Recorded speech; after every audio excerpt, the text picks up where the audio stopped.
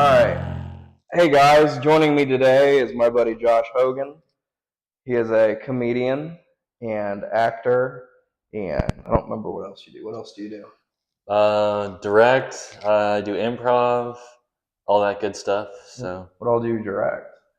well, I've mostly directed plays, but I'm about to be directing the musical at North at high school at the high school. Right. What's that one? The Sound of Music, Ew. which is an oldie. That is an oldie. That's a Yeah, blast from the past. it's my mom's favorite musical. So, I don't but think my mom has a favorite musical. I don't know that many moms do, but My aunt would, yeah, but my mom would not, I don't think. yeah. So you said you direct and everything. Are you still doing comedy? Like, what's going on with that? Intermittently, it was my first love, that's for sure. Yeah. Um, but I do it when the situation arises, and I think like you develop a habit once you start doing comedy of like you think of something funny and you're like, oh, I gotta write this down. And so I think I'm always doing that where I'm like, I don't know if I'll ever actually perform comedy again, but I've still got like all of these like, all right, if I do, I'm gonna work on this joke or I'm gonna try this joke or story or whatever. Right. Um, because I don't know, this because once you've done that for a little while and like you're used to that, that's just who you are as a person. It's like, oh, that's kind of funny. I should write that down. And Right. yeah, So you got me to start doing comedy. You got me to sign up for an open mic and all that. And then I've kind of been hit or miss with it lately, but I don't have that. I don't ever write it down. I'm always like, this is funny. I'll remember it. And I never do. nope. I've written it down, but Hmm. then I've left myself notes. Hmm. And the notes will be terrible. The notes will be like, I'll be like, I wrote down some killer shit. I'm gonna go look at it, and Yeah, then and I'll then look at it, and it's like the girl with the broken leg. It's like, what the hell am I talking about? And then I yeah, was like, I wrote down like a whole bunch of killer notes and kept looking. It was like the hangnail story. It's like, what am I yeah. talking And then about? it's not funny anymore. Like you're like, oh, I had this really funny thing, and then you think about it and you're like, I don't think that's funny anymore. Yeah, I don't think. Yeah, Yeah, if it doesn't stick, yeah, it's not funny. And then in the moment though, I'm definitely like, this is gonna crush. yeah, I've had moments like that, like doing comedy, thinking yeah. like this is gonna crush. Yeah, I've come up with the funniest joke, and it's gonna be the best. But no, I mean that's how. I mean, at least that's how I learned to be. Because I was that way when I first started too, where I was like, I'll remember. And now that I don't have like an excess of free time, like well, I started when I was 14, so I had an excess of free time to be like, Yeah, all right, I can practice this over and over and over again. And that's what I did. But then now, like, I don't have time to practice and like right. remember, like, memorize jokes and stuff or a whole set. So now I have to, like, if I think something's funny, I'll write it down and revisit it when I have time to revisit it. But That's a bummer. You could have been Matt Rife. yeah, He started when he was like 13. yeah. I didn't have quite the edginess I think Matt Rife had. I was very like simple and I joked about like English class Right. and the stuff that was relatable to a 14-year-old kid and but it wasn't like I don't know that other 14-year-olds would have thought I was funny. And then it wasn't until I got older till I was like, well, there's you could be tastefully funny and be edgy and be Yeah. yeah. Well, so it was like, I don't know. I think like Joe List, he's not necessarily super squeaky clean, Yeah. but like he's pretty clean, like compared to like Louis J. Gomez. Yeah. And then I think he's pretty funny. Like he's wild. Yeah. Yeah, and that's the other thing is like funny stuff just stopped happening to me after like I feel like in high school I had funny stuff happen to me all the time and I don't know. And in 2020 I kind of came to a full stop with it because I thought life wasn't funny anymore because of all the COVID stuff and but then you and I did that Yeah. show at the That was Yats terrible. at one time and then That was terrible. yeah, and then I've only done it a couple times since then. Yeah, I'm trying to get Ryan Hole. I think that's his last name is Hole.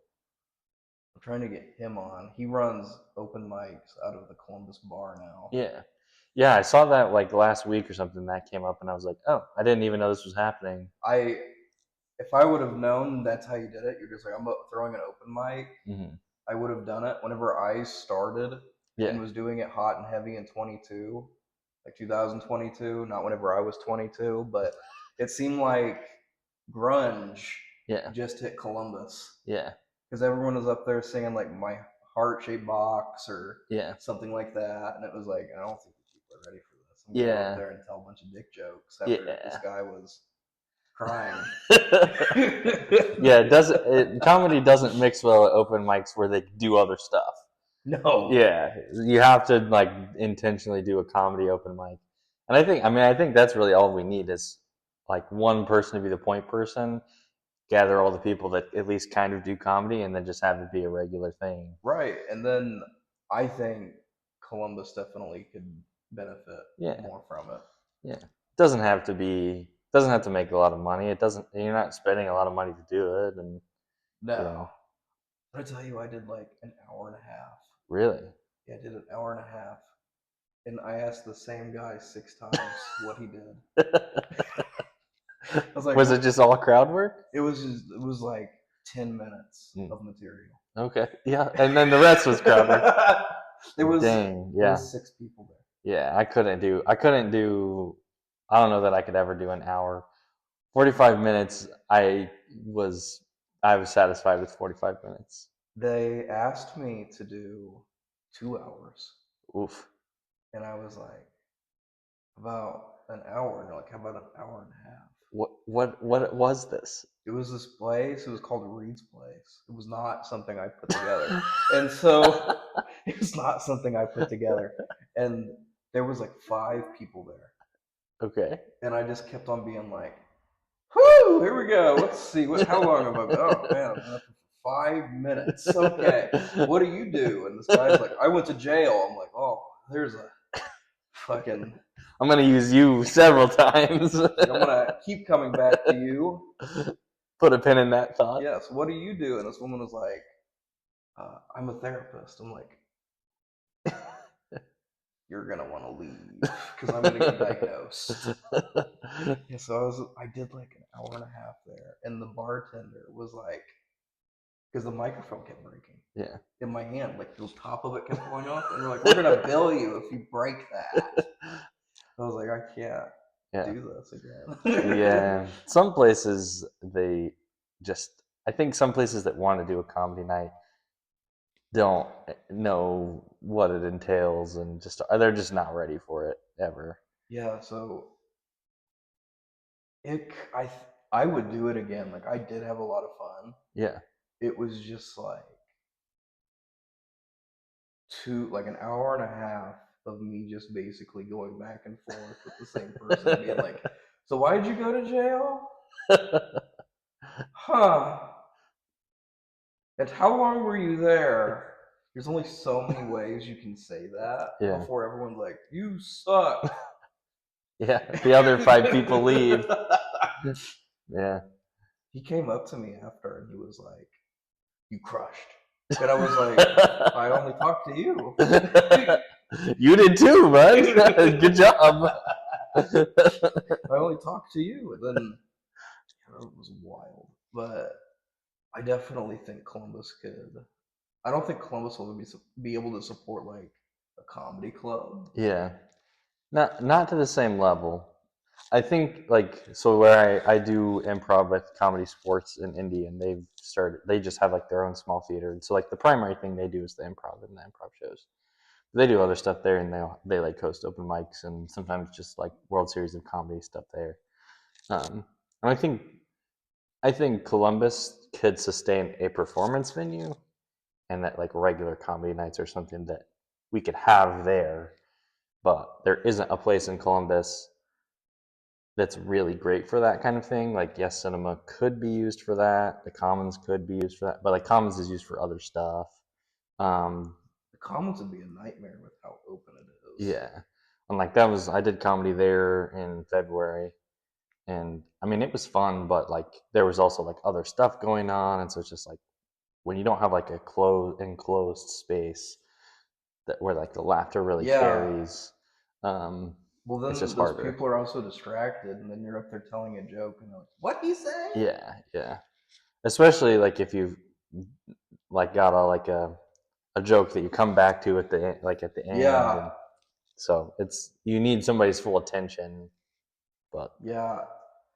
I yeah. If you don't have everyone's full attention, and they're just like on their phone or whatever. yeah, if that's not like the designated thing, it's like they're doing this. They're doing like a Sears at the old Sears building. They're doing like a winter market, and they were like asking some people about like performers and like acts, and I was like, well, like be clear about what you want this event to be. Is this like is that the main event, like the acts? Because that's one thing. But if the main event is like the market, and you like want people up and moving around, like you don't want comedians there because like No. comedians won't like have an audience to engage with. So I think it depends on the kind of event that you're doing. So like really, we only have a couple of places you could even do comedy here. So Yeah. Well, it's like the crump would be cool if they could get the yeah, crump fixed back up. yeah, and they're working on that. I don't know if they'll pull in local comics to do that or not, They but had Jeff Bodart do it. yeah, but he's more elevated than Yeah, he's doing he. cruises and stuff. Yeah, he's pretty refined. He was opening for Nick Swartzen for a while, Yeah, and I thought that was pretty cool. yeah, I I'm not a huge fan of Nick Swartzen, but like I think it's cool that he opened for him. yeah, yeah, I think Nick Swartzen's like I think he's kind of a lot. yeah. Everyone has their taste, right? Yeah, it was like his new special was called "Make Joke from Mouth." Oh, I'm like that's fair.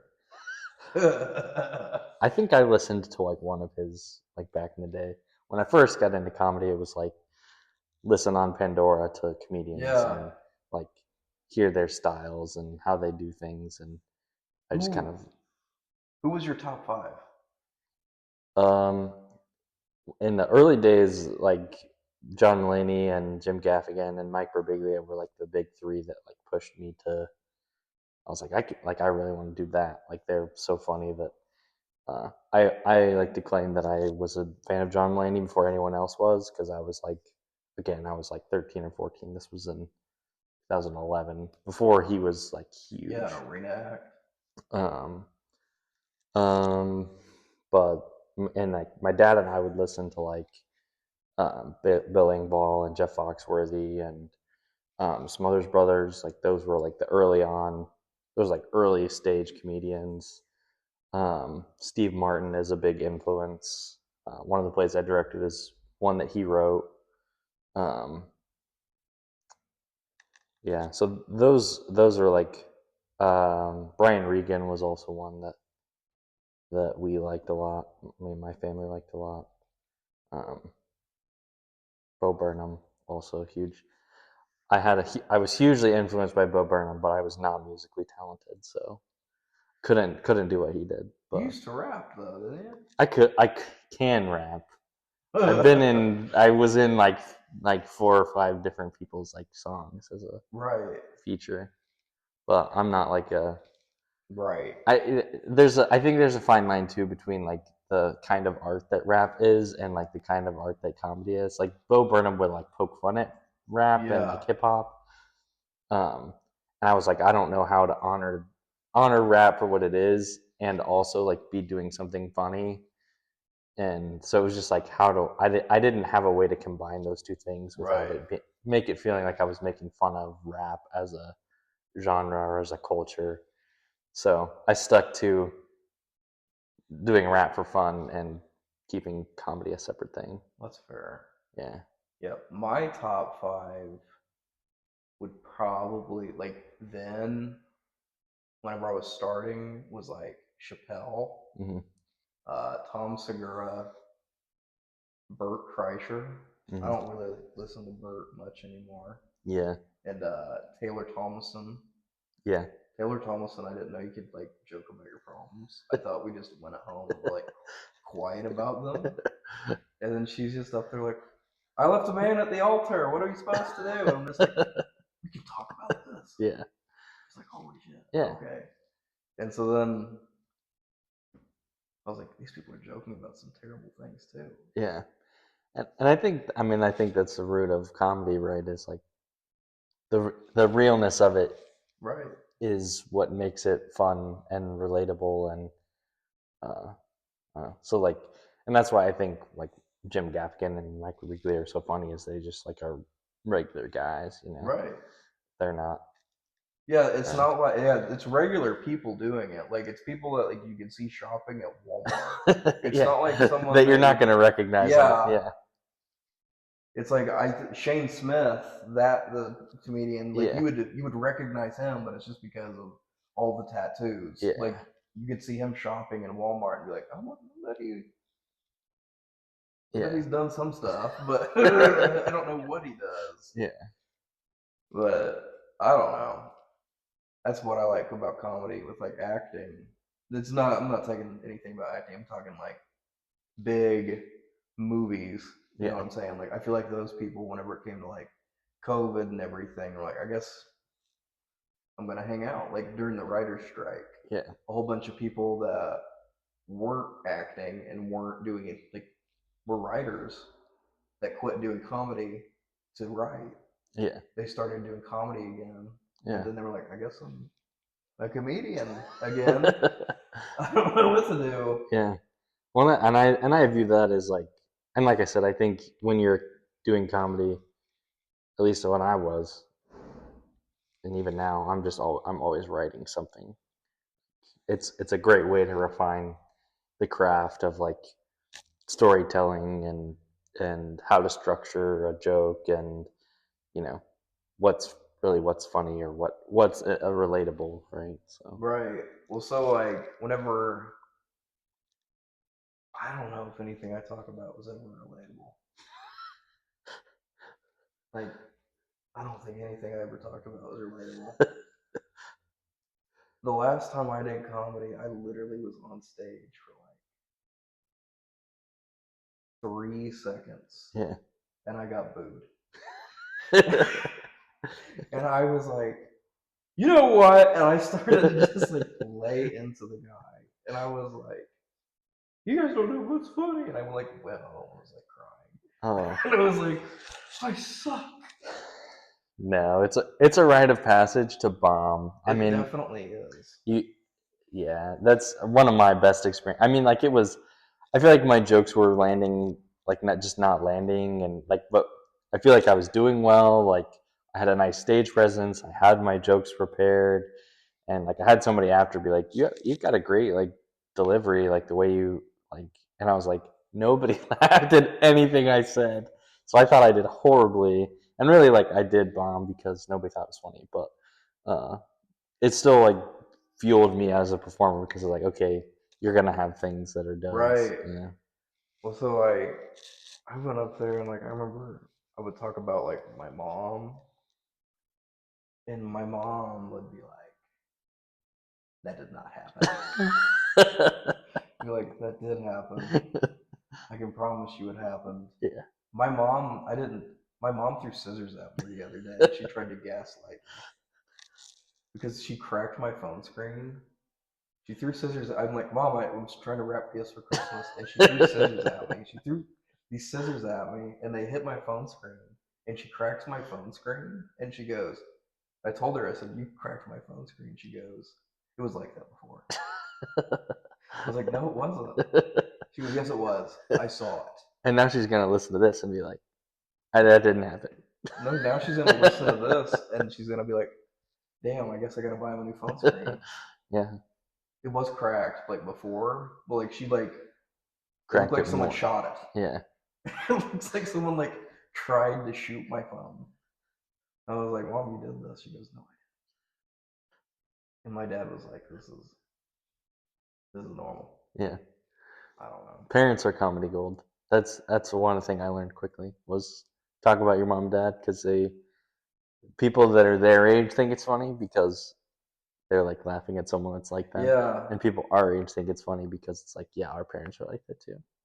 right. Well, Yeah. some like I think like that's funny, but then also I think like the big distinction for me was like because I did a lot of stuff. Like I did a lot of bad stuff. Not bad stuff like I used to like rob a bank, but like I used to just treat myself badly. I still Yeah. treat myself badly, but like it was like I would I let myself get like pepper sprayed twice. That was terrible. And so then You didn't learn the first time. dude, wasn't even asked to do it the second time. I did it because I was like, we Okay. need content. It was non-consensual. Oh, you did ask. No, I made them do it. Oh, okay. I made them do it. I was like, we need content. Someone pepper spray me right now. And they were like, why? And I'm like, we need content. We got to do this. And I like pepper sprayed myself. And that ruins like 2 days. They don't Yeah. tell you that. That ruins like 2 days of Mhm. your life. Yeah. And I remember I did that. It was because I always feel like I got the first time I did it, I know why I did it. It's because I was trying to like, I feel like I always had to earn my seat at a table. hmm So I'd do like these just stupid things that I think were funny. hmm And people would laugh at me, but the kind of laugh I was getting was not like a laugh with me. It was a laugh like, oh, look at what the gesture is doing. Yeah. Yeah. The fool. Yeah. The monkey That's right. providing the entertainment. Yeah. And so then the most recent time I did it, I made them do it. So that was that was not their idea. They felt so Yeah. bad. I like it was terrible. And then I had my eyes closed during it too. And I thought it wasn't authentic, so I opened them. And like I said, that ruins like 2 days. That ruins like two Yeah. days of You're your not life. going to work with pepper spray. Oh, I In went to your... work the next day. I went to work the next day. I was like, guys, you are not gonna believe what I did. And they're like, what? I'm like, whew, and I'm like wiping tears out of my eyes. I'm like, oh, I made a mistake. Yeah. So it was like, So what you need to do is you need to get pepper sprayed a third time. I've got a and then tattoo of a pepper spray can. and then you have a story to tell on stage of like, so the first time I got pepper sprayed, and then later drop in the second time I got pepper sprayed, and then the third time you got pepper sprayed is the It closer. was so terrible. Yeah. Shout out Jacob Morrison. So he pepper sprayed me, and then after it, he was like, "You're a real one." And they like he literally tattooed a pepper spray, like a can of pepper spray on my leg. Nice. And I was like, "This hurts so bad." He's like, "Does it hurt more or worse?" We were trying to make Steve-O. Oh yeah. We were trying to get Steve-O to come from the venue to come meet us, and I thought that he would think I was cool Yeah. and be like, "Oh, I'm gonna get him in the new Jackass movie. Look at him, he's stupid. Look at him, he's Hey, stupid. he's stupid. He does all kinds of stupid stuff." And I like listen to his podcast. He's like, "I hate it when people do that." I was like, "Why did I get you to listen to this person?" Like, I'm dying. All right, we're removing it. Oh man, it was so bad. But yeah, a lot of times I would put myself in bad situations like for humor just because I felt like I was insecure in my position Yeah, in rooms. yeah, And so it was like I felt like if I was not being funny or if I was not like amping up yeah, every time something would happen, like being pepper sprayed, yeah. it was like I'm edging myself closer to the door hmm to be replaced. hmm And so it was like that's a very toxic thing to do. Yeah, especially like when you first find out that you're funny. Yeah. Like I feel like you, because I had a very like real moment too when I like first started to make people laugh and like started to get that feeling of like, oh, like people are laughing at the things I'm saying, so like that gives me value. And then feeling like that's the only thing that you have. It's like then you meet someone that's like maybe also making people laugh or is like funnier than you. And you're like, damn, like that. I wish I was that. Like it just comes a point of insecurity of like that was my thing. I had that thing of like I'm the funny one, and other people can have that too. It's Right. not an exclusive thing, and like you have value beyond just being a funny person, and Right. that's I think I landed on that after COVID too of like I've now been able to kind of separate like doing comedy from like being funny, being a funny person, whereas like before I was just like that. To me, it was all the same, and I think the separation is very healthy. Of like I can go do like I can create something funny, make like write jokes, write a concept for a bit or whatever else, and that can be a funny thing. And then I can also have my own personality, Right. and those be like different things. Yeah. So it was like, I think that you're right about that. Yeah. I had so whenever I would start going to therapy, I had this real problem. Whenever I went to therapy, I was like, "Am I gonna still be funny if I get healthy?" And so like I would go in there and I'd be like, I would tell like half truths because I Yeah. was like, I'd sabotage myself in therapy because I was like, I don't want to not be funny at the Yeah. end of this. Like I've got to have something to bring back to the Yeah. camp. If I'm better, what am I gonna do? That's the one thing I had. Yeah, it was like that's all I've got. I don't have Yeah. looks. I've just got. Sometimes I'm funny. So it was like I've got to. Being therapeutically healthy was not enough. Yeah, it was not. It was like being happy was not enough. It was like I had to like shake it up, and then Yeah. like just doing that apparently is funny too because you're laughing. And I was telling my therapist, being like, "Were you ever beat?" I'm like, "No." She was like, "I don't believe you." Yeah. But it was like I did all that, and I was like, I don't know if I'm funny or not. And I was like telling my girlfriend about it. She's like, "That is the stupidest thing I've ever heard." I don't think that's true. I think that's true because I think you're in that like I had that too where I was like I need to be able to separate them because I need to be able to like have my peace of mind as a human being. And I think that was really what I like. I mean, 2020 was a hard time for everyone, but especially I was going through other stuff too, and that was a big time for me to like really figure out who I was as a person. And Right. so, no, I relate to that 100%. I think a lot of people would because I think a lot of people are like go to therapy and have that thought too of like, am I when I get on the other side of this, am I still going to be the same person that I was? Right. And so then like my most recent time with therapy, I've been like really honest, and Yeah, I leave, and then I'm like, and like I can actually breathe yeah, at the end of it. And I'm like, which before it was like I would play in dirt. mm-hmm. Essentially, is how I felt. I'm like, I don't like this feeling. Yeah. I'm gonna try and throw in some jokes and see if I can make her laugh. But whenever you make your therapist laugh, a lot of times it's either like a super rewarding thing, or like she's taking notes, Yeah. and she's like, So I got pepper sprayed twice, and they're like, why would you do that to yourself? Because of I don't know. Yeah. You got to feed the beast. I don't Yeah. know. They're still analyzing you. Yeah, I mean, like they were like, you gotta might have to. Therapy is a tough crowd. Yeah, I was like, I'm gonna beat this. I beat therapy a few times. Like I made my therapist be like, what? My girlfriend was like, you did it. You beat it. You made her speechless. Yeah. I was like, I've done that all my life. Oh man, but I don't know. I know. I always so I'm trying to do better with like my mental health and everything, and Yeah. then I'm trying to also be not so funny because like at the end of it, like a lot of the jokes would be like, "I'm gonna go die" or Mm-hmm. something like that, and then people are like, "He's gonna go die." They'd be like laughing about that. Then I'd like go home like, "They just laughed at me going to die," Yeah.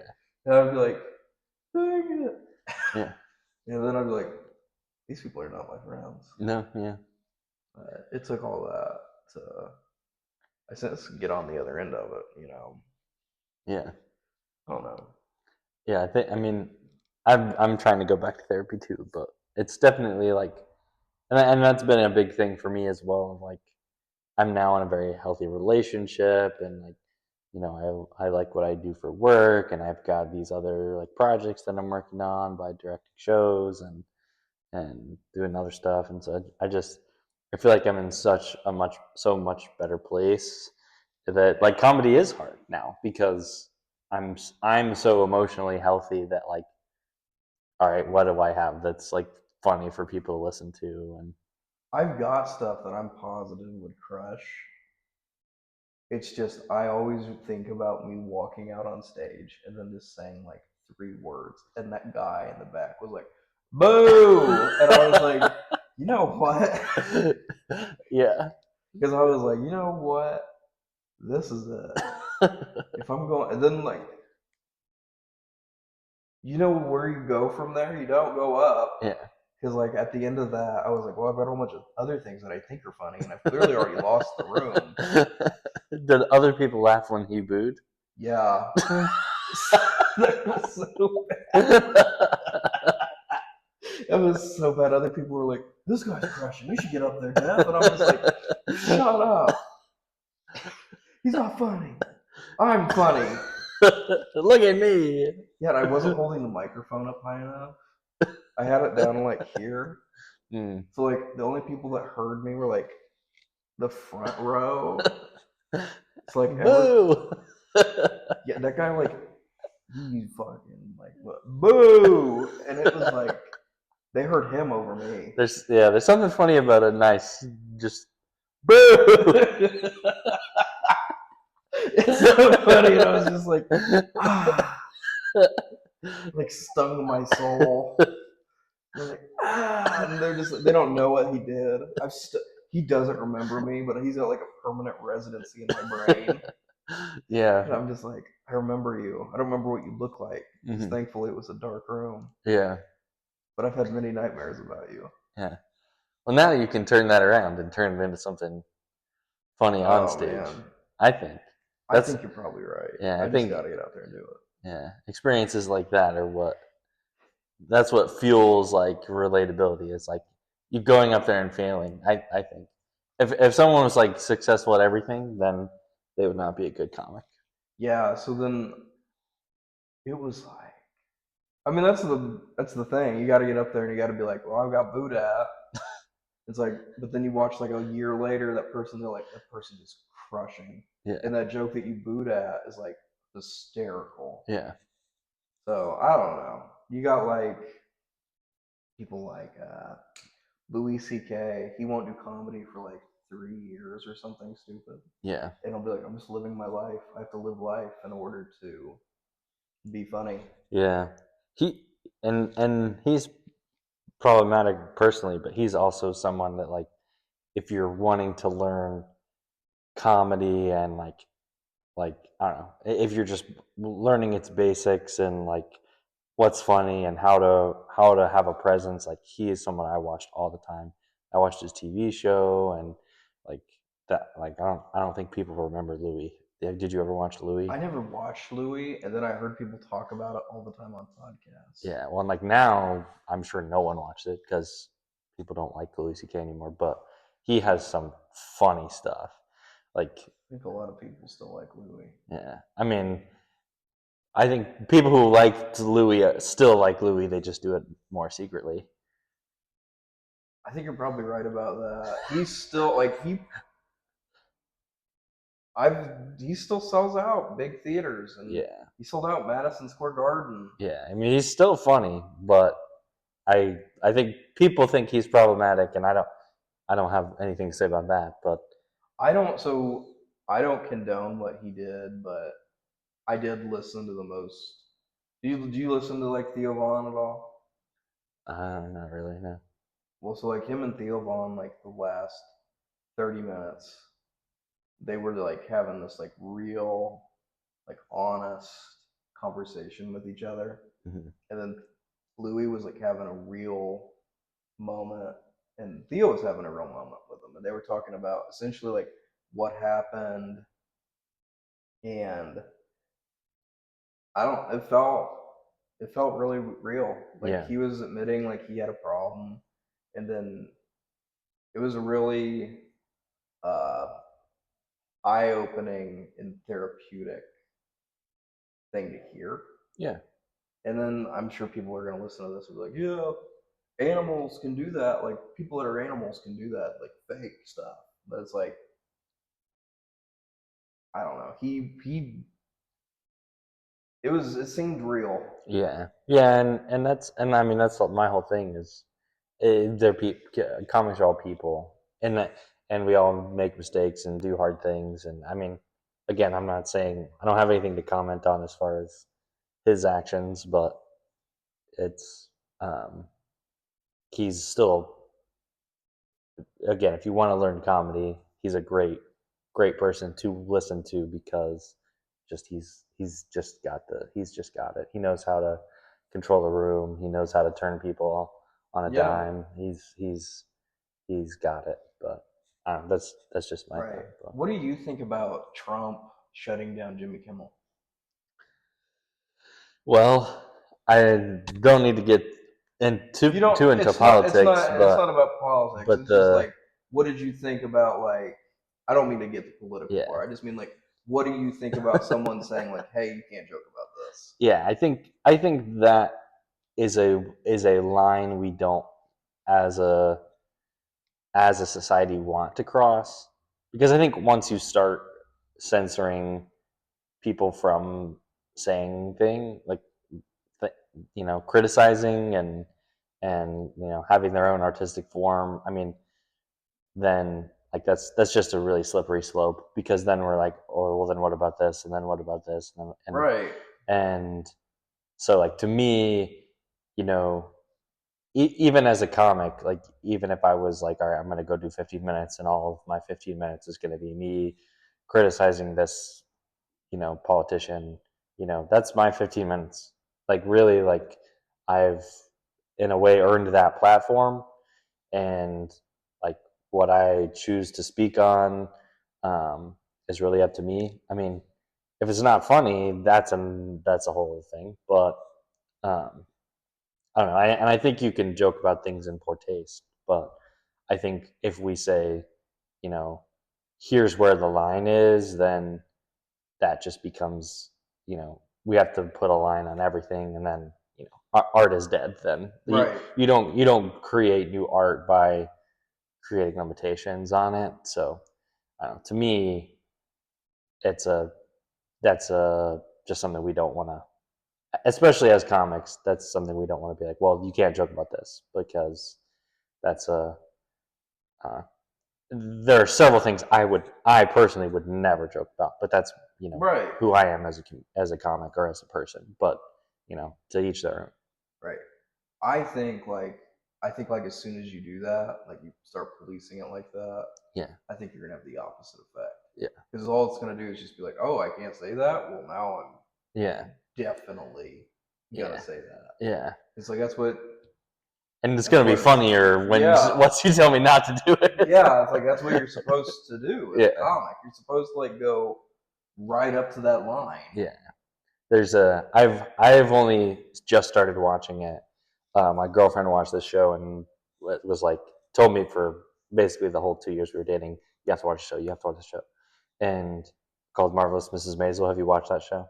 I've not. It's about a woman in like the 50s that like essentially starts doing stand up, and like she like gets in the first few episodes, she like gets arrested multiple times because she like says the F word on stage, and it's like her crime is like being crass, like she goes Right. to, and uh so like I don't know, to me it's that of like, we're really gonna put her in jail over a few F words. And Right. like she also got naked on stage, but that was a different charge. But either way, Good God. either way, if you're censoring that, like if you're censoring what people are saying, then like again, where does it stop? And Right. and how do you punish that? To me, it's that's not good for comedy. That's not good for culture. That's not good for art. That's just if you don't like Jimmy Kimmel, you think he's not funny, you think he makes fun of the politicians you like too much, don't watch him. That's you have every ability to not watch a comic that you don't think's funny. Right, and Yeah. I feel like there's more comics now than it might be because of social media. Yeah. Like there's a lot more comics now than I remember growing up. Yeah. And I didn't listen to the bit. Yeah. I didn't hear the bit. Yeah. But I thought it was wild that that happened, of being like, we gotta shut him off. It's like that's wild just because that's going against everything else. Mm-hmm. But I think like I said, I think if it's a joke, if it's funny, I'm gonna laugh. It doesn't matter what the joke is. If it's funny, I'm gonna laugh. If it's a bad joke, I might still laugh because it's the person I am. Yeah. But I don't know. I don't really feel like you can police people on what is and what isn't funny because comedy is subjective. It's so relative to the person. Right. Yeah. And like I said, I've done whole shows and people have just been furious. Yeah. You had a show where you went for an hour and a half, and that guy was like, "You crushed it." You had a 3-second in, boo. Yeah. Like, yeah, it's so you have each end of the spectrum. So right. So I don't know.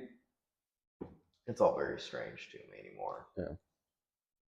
I don't know. Also, before we get too off topic, we've already got very off topic. But before everything happens, I want to thank Bon Kai. I want to thank Slater for letting us use his tattoo studio here in Columbus. So thank you, Slater. Thank you. Yeah, I don't know though. But did you hear about damn, I can't remember what his name was. His name was there was one comedian from the Comedy Store. What was his name? I can't remember it. And they like banned him from the Comedy Store for a month after 9/11 because they were like, we can't have him go up here for what he's gonna say. Like they literally like Brian Holtzman. Brian Holtzman. He's like, they're like, he's so sweet off stage.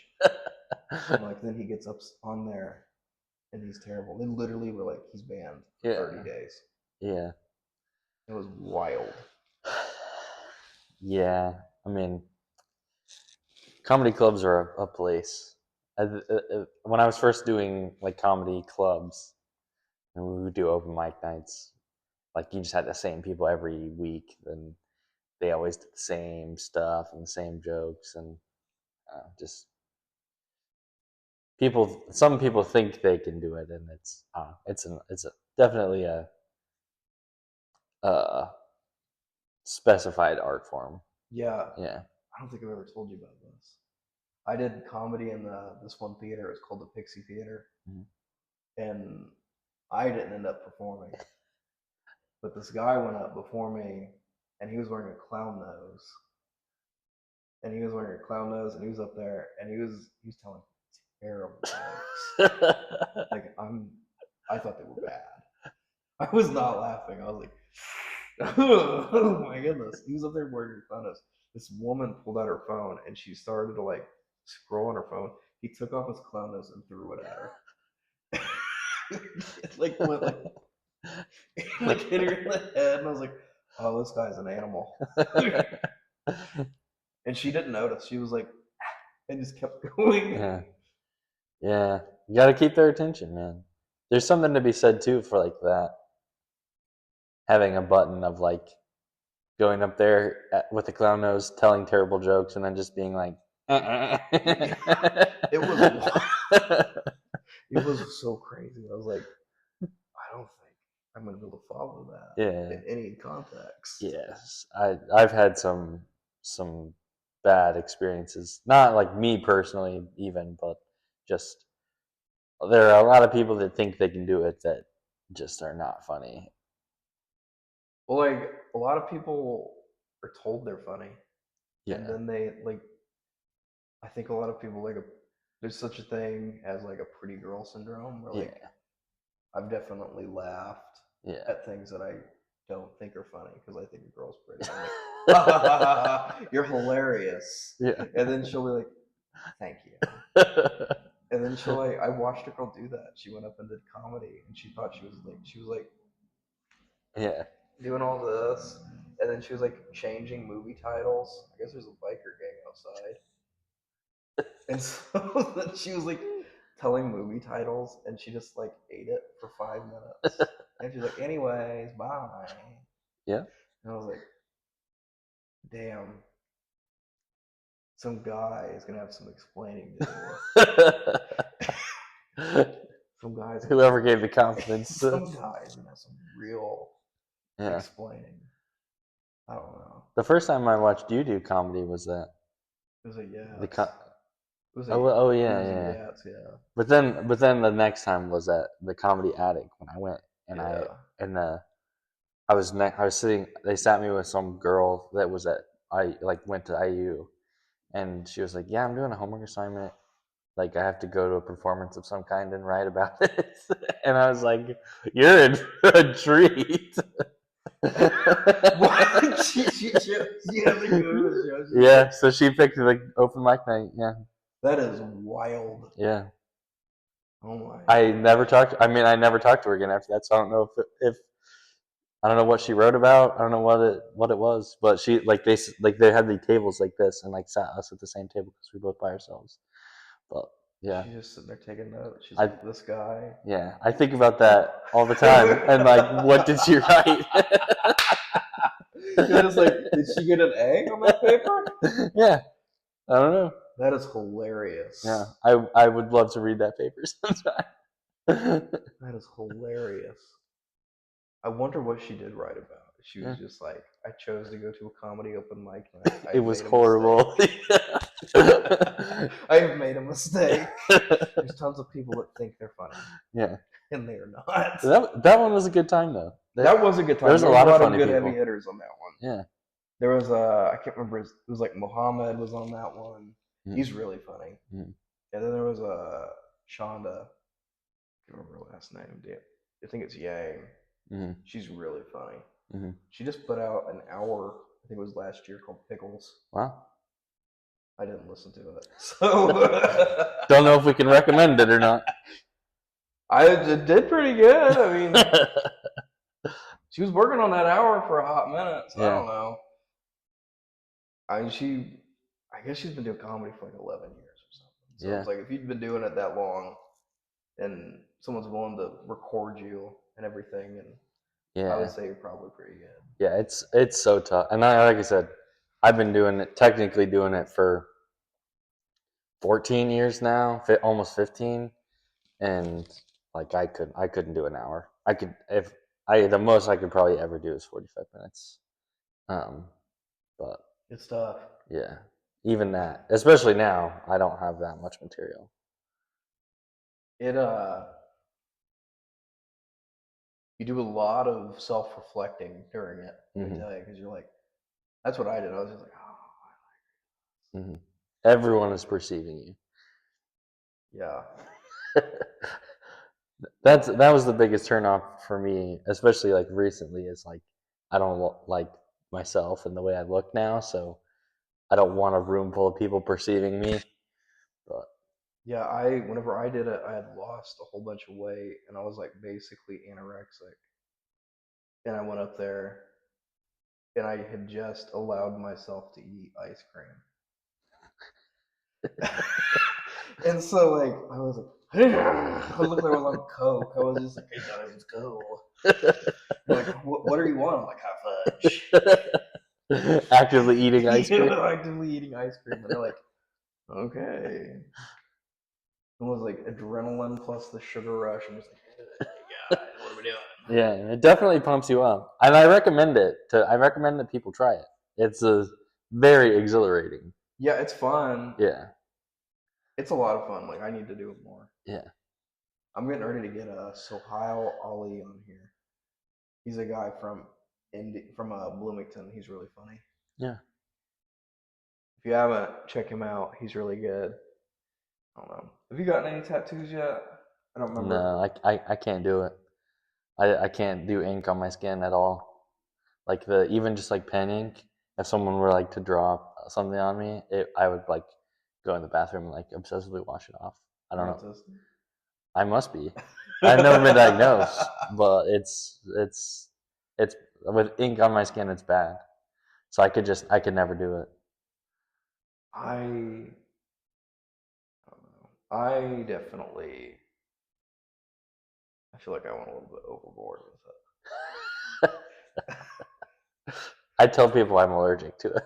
Like if they're like gonna write on me, because I work with kids. If they're like gonna write on me, I'm like, I'm allergic. You I'll can't do that. die. Yeah, I'll break out in hives. You can't do that. I'm not allergic, but I just tell them How old are that. the kids?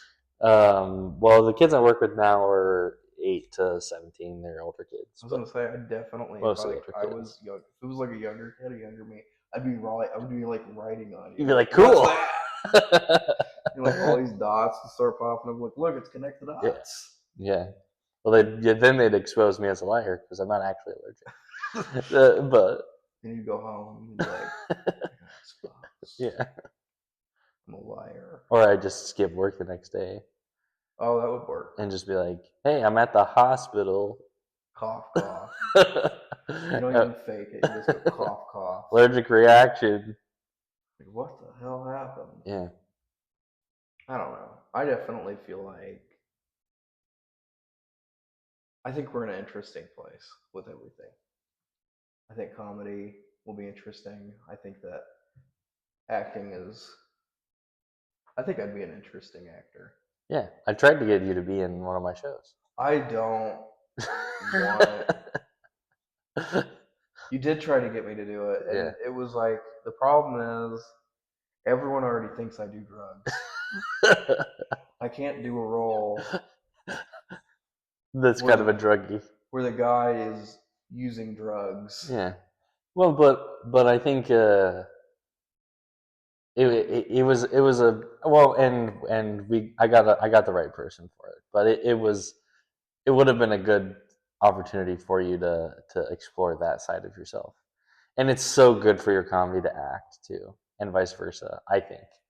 I mean, you're probably right. Yeah. It's just funny that you're like, I made this character for I didn't make him for you. you. I didn't write the show. I just was directing the show, and I was like, you would be good at this because you do fit the part. But we ended up getting somebody great. So the play was called Dog Sees God, which was a reimagining of the Peanuts characters. Um, and Peanuts. yeah, like Charlie Brown, Good and God.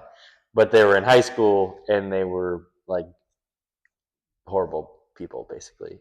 As well, so like, and then the character Linus's character is a. They're not. He's not called Linus. Called something different because they couldn't use their names for copyright. But his character is kind of a stoner, but also is like kind of a philosopher, or like has like really great like he considers himself a Buddhist. He's like very thoughtful about things. He's like kind of the comic relief, but it's like a very very dark reimagining of like these characters that we know as like pure innocent kids. And I just thought that would have been a cool. You could have done any of the roles, but That's a very interesting role you would have chose for me with yeah. that. Well, there's another role that was like kind of a bully character, and another character that was like basically one of the Schroeder character is like being bullied for being gay, but he's not really even sure that he's gay. And then, but it was a whole like dialogue of like how do we treat people and like how we isolate people, and so is very like and how we deal with death and suicide and things like that. So it was like a very like dark, heavy, like not. It was funny in the sense that we made some funny things happen with it, but the point of the show was very like poignant and very focused around mental health and treating other people kindly. But And so then you were like, who's the most mentally unwell that would be Reid. It was somebody I know that literally sabotaged their therapy sessions. Yeah, yeah, because they were scared it wouldn't yeah. be funny. And you were like, think I know the guy. I'm like, no, I'm not doing that. But I still think you should get into acting. That would have been a good role for you, but it's not the only one that would be good for you. I'm trying to get on Squid Game. Yeah? Yeah, I think that would be funny. I've got like I was talking to my girlfriend about it, and I was like, how long do you think I'd get eliminated? She's like, well, this new season was like Survivor. Yeah. And she's like, if it's like this, not long. She was like, an hour? Yeah. Like the Beast games. Did you watch the Beast games? Yeah. It was kind of like that too. I don't know what the hell's happening. 1 second. He wants a tattoo. Well, I'll just shit one out. I don't know what to do. The next segment of the podcast. We welcome a lawsuit. I guess so. Is that all he wanted? I don't know. I kept shaking my head That's at him. crazy. Slater's gonna be like, did you tell people I don't tattoo there? And we're like, no. I didn't do that. He's like, he said that you were going, just actively shaking your head, being like, get away. Like, I didn't. Part of that's true. Oh, weird things that happen during a podcast. You hear her? No. You hear her talking to him? He's out there like. Oh, he's still there. He's still there talking. She goes, yeah. Oh, I thought he left. No. Oh. Good God. This happens every time I record somewhere. We went and recording at like the library, and like the water heater kicked on for me and Slater, and it sounded like someone was defusing a bomb. And then we had Did you do it like in the downstairs, like in the maker space? Yeah, and like it went, and we're like, of course it's happening behind us. And then you've got me just kind of like, I've got like ADHD or something. What was that? And you've got Slater just kind of like, that was nothing. He's like, we'll be fine. I'm like, it sounds like a bomb. He goes, yeah. I don't know. He's telling her his life story. He's like, hey, can I get a tattoo? No. It's not time for that. It's tomorrow. I don't know. Dear God, I think we did pretty good. I think that's a pretty good way to end. Yeah, that's life telling us that we're done. It's yeah. Anyway, where can people find you? Do you want people to find you? I mean, I'm on social media. My TikTok got hacked. Did I tell you this? No. My TikTok got hacked, and I got banned because like whoever hacked it like kept sending messages to people like in some foreign language, and so I got banned from TikTok. So I have a new TikTok that nobody follows. But that's wild. Yeah. What language?